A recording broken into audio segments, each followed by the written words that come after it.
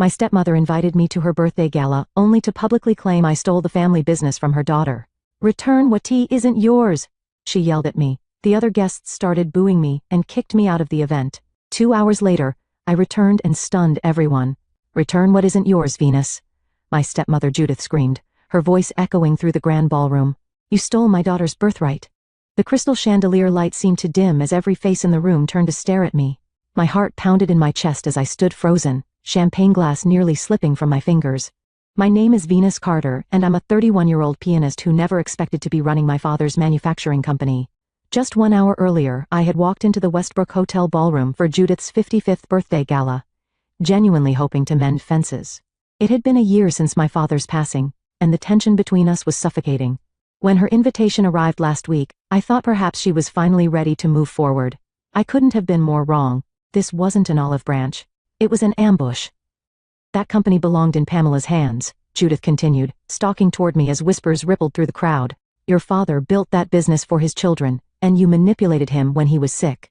I scanned the room desperately, looking for a friendly face among the sea of Houston's business elite. These were people I'd been working with for months. Clients, suppliers, community leaders who had seemed to respect me. Now they stared with a mixture of shock and growing disapproval. "That's not what happened," I said. But my voice sounded small even to my own ears. Dad's will was clear. He wanted his real daughter to have the company. Judith cut me off. Not his piano-playing charity case who barely visited him. The tears welled up in my eyes as her words hit their mark. I had toured professionally for years, and yes, I hadn't been home as much as I should have. The guilt was something I lived with daily, but hearing it thrown at me publicly was devastating. Behind Judith stood my stepsister Pamela, a smug smile playing at her lips.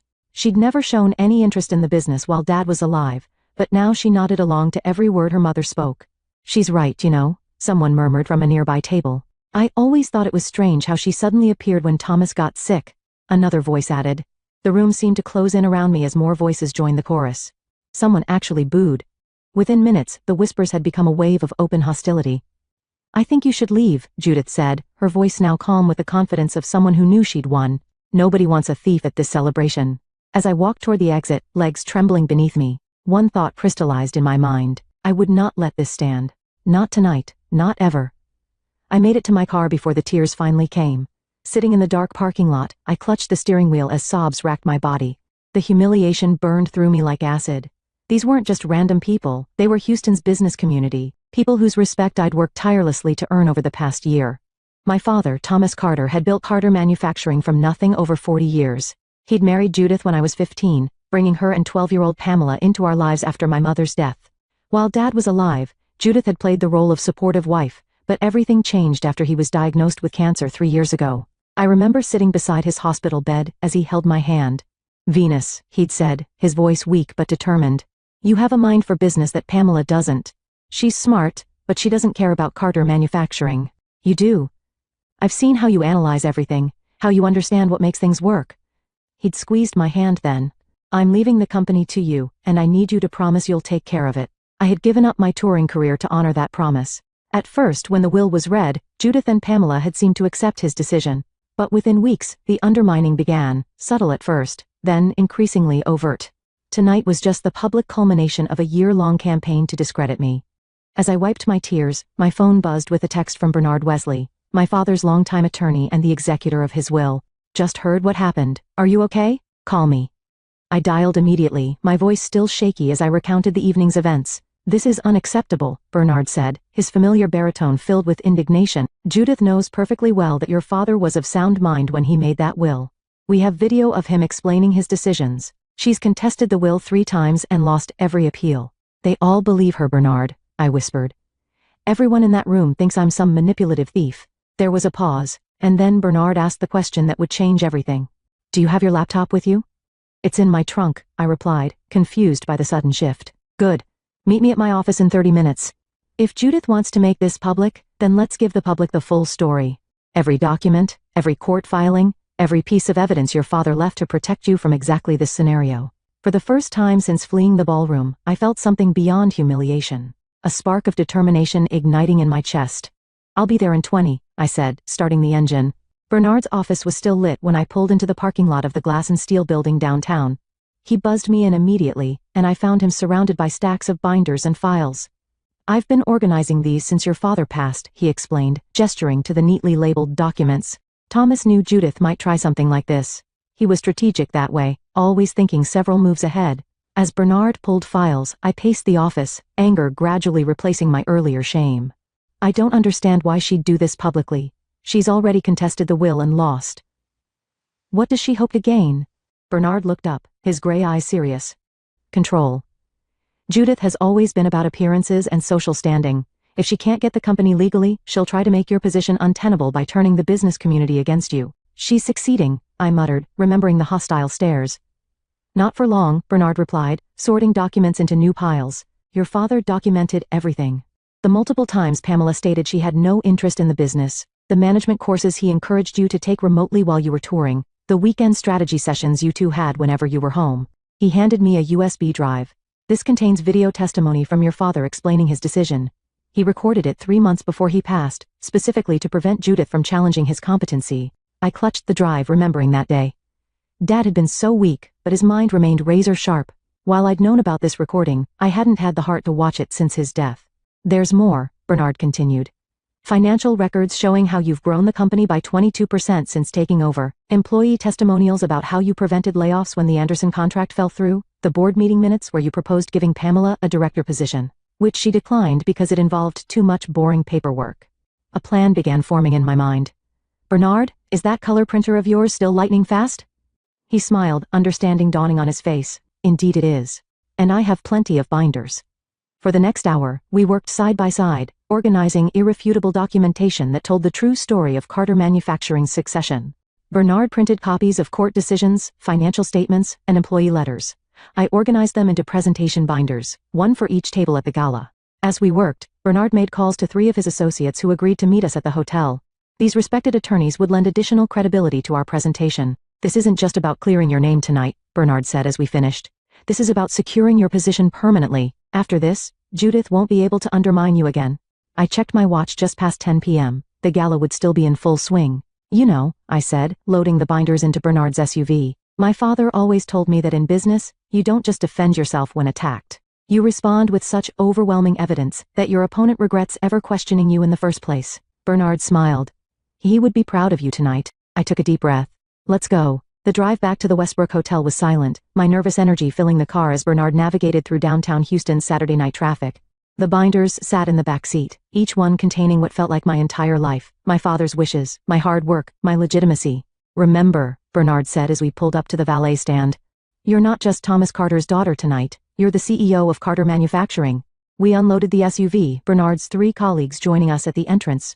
The 4 attorneys in their impeccable suits created a powerful visual, like a legal fortress around me. The same doorman who had watched me flee in tears now stepped aside with wide eyes. My heart hammered as we approached the ballroom doors. Inside, the gala appeared to be continuing as if nothing had happened. Crystal glasses clinked, expensive perfume hung in the air, and the string quartet played a familiar waltz. The moment I stepped through the doorway, however, a hush fell over the nearest tables. The silence spread like a wave as heads turned and conversations died. Judith stood near the cake display, champagne flute in hand, looking triumphant. When she spotted me, her smile vanished. Pamela beside her grabbed her mother's arm, whispering urgently. Ladies and gentlemen, Bernard announced, his authoritative voice carrying across the room. Please excuse the interruption. My name is Bernard Wesley, longtime counsel to Thomas Carter and executor of his estate. I believe there has been some misunderstanding about Carter Manufacturing that needs clarification. The quartet stopped playing. Every eye in the room fixed on us. Earlier this evening, serious accusations were made against Venus Carter, the rightful CEO of Carter Manufacturing, Bernard continued. As officers of the court, my colleagues and I are here to present the legal and factual record. My legs trembled slightly as we moved forward. The attorneys began distributing binders to each table while I walked directly to the small stage where the quartet sat. One of the musicians handed me the microphone. 2 hours ago, I was accused of stealing my father's company, I began, my voice steadier than I expected. I was called a thief and a manipulator. I was booed and humiliated in front of all of you. I paused, scanning the room. Some guests looked down, unable to meet my gaze. Others appeared confused, opening the binders with furrowed brows. My stepmother, Judith Carter, orchestrated that scene. What she didn't tell you is that she has contested my father's will 3 times in court. I nodded to Bernard, who projected the court documents onto the large screen behind me. She lost each time because my father's wishes were explicit and legally binding. Judith started moving toward me, but 2 of Bernard's colleagues stepped smoothly into her path. Before you hear from me, I continued, I'd like you to hear from my father. Bernard connected the USB drive to the sound system. The screen flickered, and then my father appeared, gaunt but clear-eyed, sitting in his study at home. The room fell into complete silence as my father's image appeared on screen. Despite his illness, he sat straight in his leather chair, his once robust frame now thin, but his eyes still sharp with intelligence. Several people gasped. Some hadn't seen how ravaged he'd become in his final months. My name is Thomas Carter, he began, his voice raspy but firm.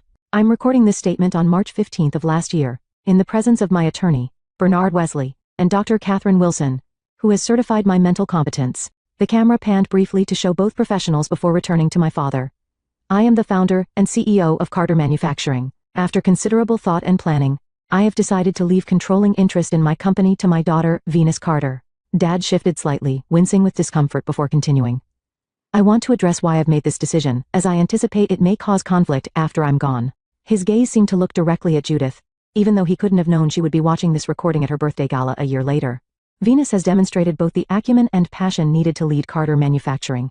Despite her career as a pianist, she has spent countless hours learning the business, analyzing our operations, and understanding our industry. She has completed business courses at my suggestion and has shown remarkable aptitude for strategic planning. The video cut to clips of me at the factory with Dad, reviewing blueprints, meeting with clients, moments I hadn't even realized were being recorded.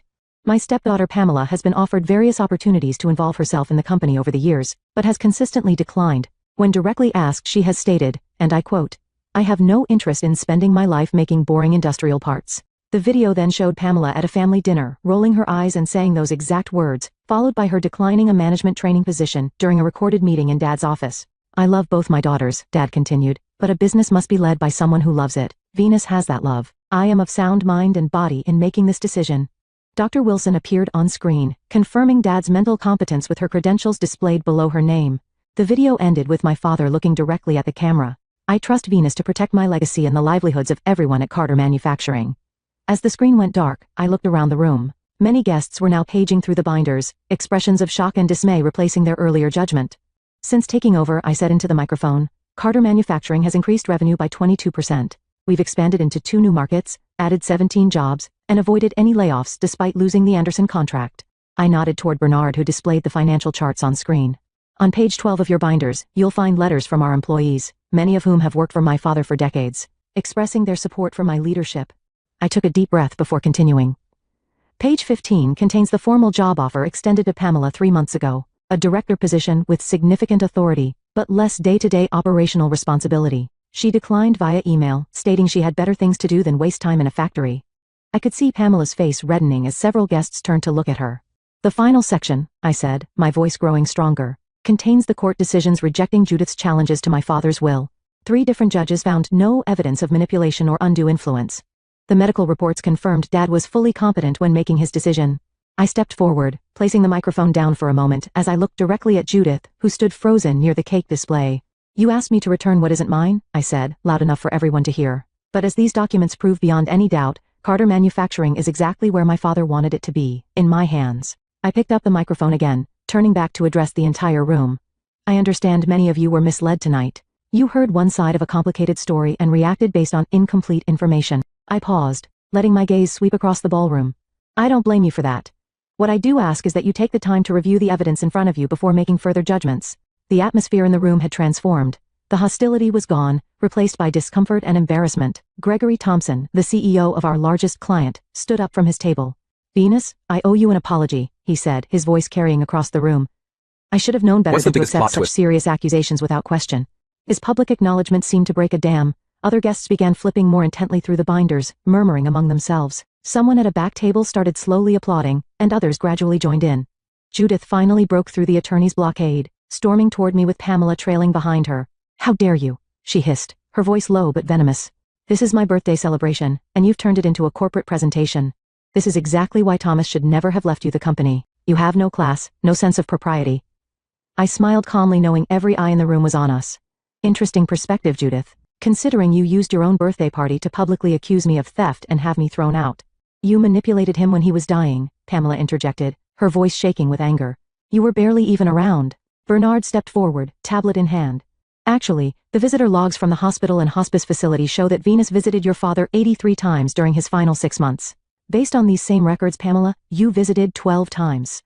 Mrs. Carter, you visited 37 times. Pamela's mouth opened and closed, but no words came out. The company was supposed to secure our future, Judith finally said, dropping all pretense. Thomas promised me we would always be taken care of. And you are, I replied firmly.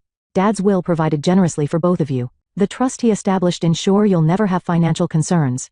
I lowered my voice so only they could hear. What he didn't do was give you control of his life's work because he knew what would happen to it if he did.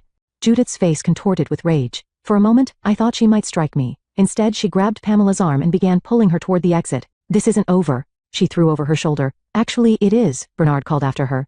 Any further legal challenges will be considered vexatious litigation and will seek sanctions. As they disappeared through the doors, the tension in the room visibly deflated. Guests began approaching me, offering apologies and congratulations on the company's success. Some admitted they had always found Judith's version suspicious, but hadn't felt comfortable speaking up. Edward Winters, the former CFO who had worked with my father for 20 years before retiring, made his way to my side. Thomas was right about you, he said, squeezing my hand. You've got his backbone. He used to say you had your mother's talent, but his head for business. Tears pricked at my eyes, but they weren't tears of humiliation this time. Thank you, Edward. That means everything to me. As the evening continued, I found myself surrounded by support instead of scorn. Bernard stood nearby, satisfaction evident in his smile. The attorneys began collecting the binders. They had served their purpose. What now? Bernard asked as the party gradually returned to normal. I looked around at the room full of Houston's business elite, many of whom would be crucial to Carter Manufacturing's future success. Now, I said, straightening my shoulders, I network. After all, I'm not just Thomas Carter's daughter tonight. I'm the CEO of Carter Manufacturing. 6 months have passed since Judith's disastrous birthday gala. That evening marked a turning point, not just in how the business community viewed me, but in how I viewed myself. Walking back into that ballroom with evidence and truth had transformed me in ways I'm still discovering. Carter Manufacturing has flourished beyond even my most optimistic projections. After the gala, several guests approached me with new business opportunities. Gregory Thompson's company doubled their order, and 3 former clients who had been wavering returned with long-term contracts. Our workforce has grown by 32 employees, and we've expanded to a second facility in Austin. The aftermath for Judith and Pamela wasn't what anyone expected. 2 weeks after the gala, Pamela showed up at my office unannounced. She sat across from me, nervously twisting her hands. I need a job, she said bluntly. Mom's gone through most of her personal savings on those legal challenges, and my trust from Dad doesn't fully mature for another 3 years. I studied my stepsister's face, searching for deception, but finding only desperation. Why come to me? Especially after everything that happened. Because, she admitted reluctantly, you're the only one who's actually succeeding. Everyone else in Mom's social circle is just pretending. Against Bernard's advice, I offered Pamela an entry-level position in our marketing department. To my surprise, she accepted.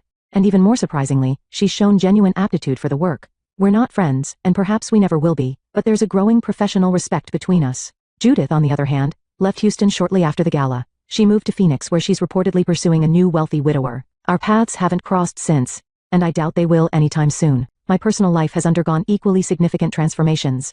For years, music had been my identity, the piano, my constant companion through childhood loneliness after Mom died, through the awkward blending of families when Dad married Judith, through the grueling schedule of conservatory and touring. When Dad got sick and I stepped away from performing, I thought I was just taking a temporary break, but running Carter Manufacturing has awakened something unexpected in me. The challenge of leadership, the satisfaction of creating jobs and solving problems, these things fulfill me in ways I never anticipated. I still play piano, usually late at night when the day's work is done, but my relationship with music has evolved into something more personal and less performative. Last month I did something Dad would have loved. I established the Thomas Carter Foundation, dedicated to bringing music education to underprivileged schools across Texas. The foundation also provides business mentorship to young entrepreneurs, combining both sides of my life into something meaningful. At our launch event, I performed publicly for the first time since taking over the company, playing my father's favorite Chopin nocturne on a grand piano we'd brought into the factory. As I played among the machines my father had built, surrounded by the employees whose livelihoods he had secured and I now protected, I felt his presence more strongly than I had since his death. I realized that inheritance isn't just about assets and ownership. It's about carrying forward the best parts of those we've lost while adding our own unique contributions. The business community that once booed me now points to Carter Manufacturing as a model of innovation and ethical leadership. The company thrives, Pamela is finding her way, and I've discovered a new harmony between the artist I was and the businesswoman I've become. Dad was right all along. Some legacies aren't stolen, they're earned.